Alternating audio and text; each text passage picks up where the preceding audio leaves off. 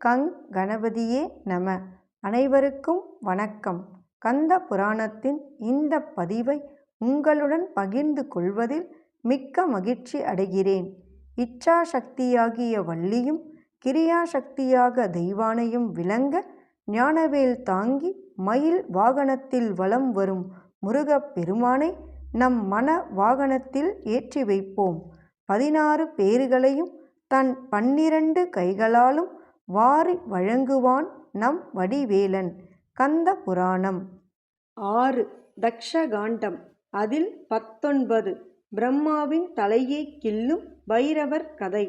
அதன் தொடர்ச்சி. பைரவர் விஷ்ணு லோகத்தை நோக்கிச் சென்றார். அப்போது விஸ்வக்சேனருடைய கணங்களால் பாதுகாக்கப்பட்டு வரும் ஸ்ரீ மகாவிஷ்ணுவின் மாளிகை வாசலை நோக்கி பைரவரின் பூத சேனைகள் பெருத்த ஆரவாரத்தோடு வந்து குவிந்தார்கள்.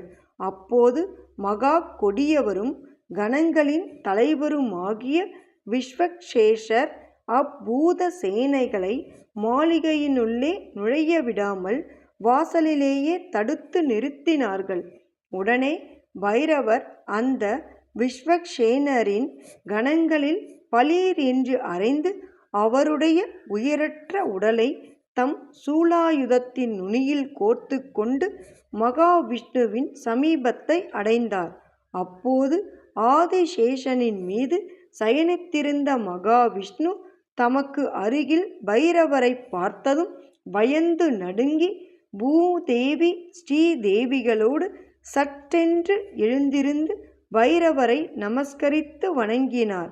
பிறகு அவரை நோக்கி, பக்தர்களுக்கு ஆதரவு அளிப்பவரும் உலக நாயகருமான தேவனே, தாங்கள் இங்கே எதற்காக வந்திருக்கிறீர்கள்?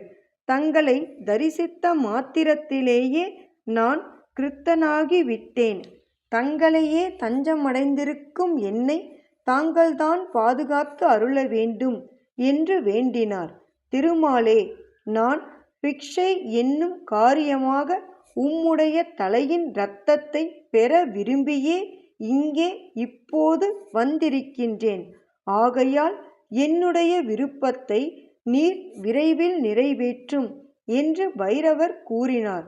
அவருடைய விருப்பத்தை கேட்ட மகாவிஷ்ணுவும் நான் இப்போதே கிருதார்த்தனாகி விட்டேன் என்று கூறியபடியே தம் நகத்தினால் நெற்றியை பிளந்து இரத்த வெள்ளம் பெருக்கெடுத்தோடச் செய்தார்.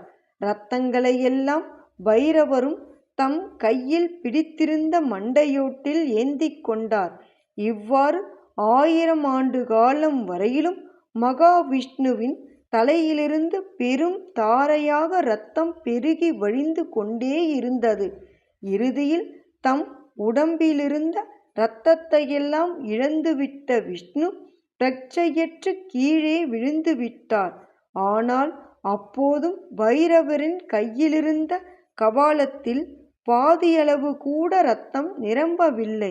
உடனே ஸ்ரீதேவி பூதேவி இருவரும் அளவு கடந்த துயர மேலீட்டோடு பைரவருடைய திருவடிகளை தங்கள் கரங்களினால் பிடித்து கொண்டு, பைரவரே, கருணாமூர்த்தியே, எங்கள் பதியான ஸ்ரீ மகாவிஷ்ணுவை தாங்கள்தான் காத்து ரட்சிக்க வேண்டும்.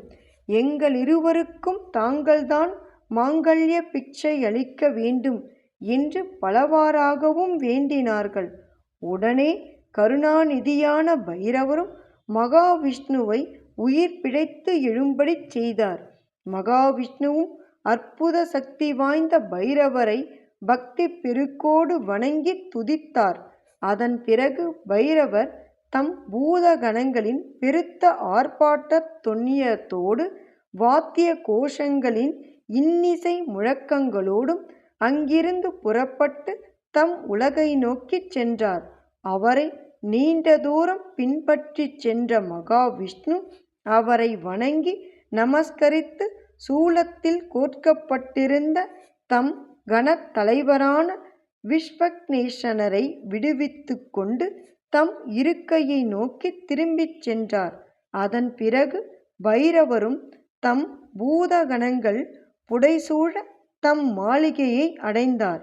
இவ்வாறு பிரம்மா விஷ்ணு முதலான தேவர்களையும் சக உலகங்களையும் கல்பத்தின் இறுதியில் ஸ்ரீ சிவபெருமானின் கட்டளைப்படி பைரவர் ஆர்ப்பாட்ட அமக்களத்தோடு சம்ஹாரம் செய்தார்.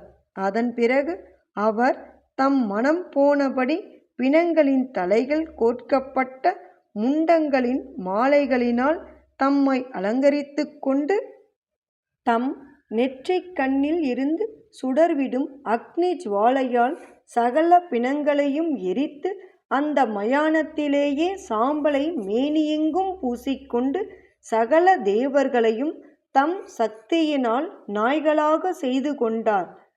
பிறகு அவர் அந்த நாய்களின் மீது ஏறி அமர்ந்து கொண்டு பெருத்த ஆர்ப்பாட்டத்தோடு தம்மை புடை சூழ்ந்திருக்கும் பூதகணங்களோடும் ஸ்ரீ மகேஸ்வரனை தியானம் செய்த நிலையிலேயே அளவு கடந்த ஆனந்த பரவசத்தில் மிதந்திருந்தார். இவ்வாறு ஒப்பற்ற திருமேனியை கொண்டிருக்கும் பைரவர் ஆங்காங்கே சஞ்சரித்து வருகிறார். ஓம் சரவண பவ.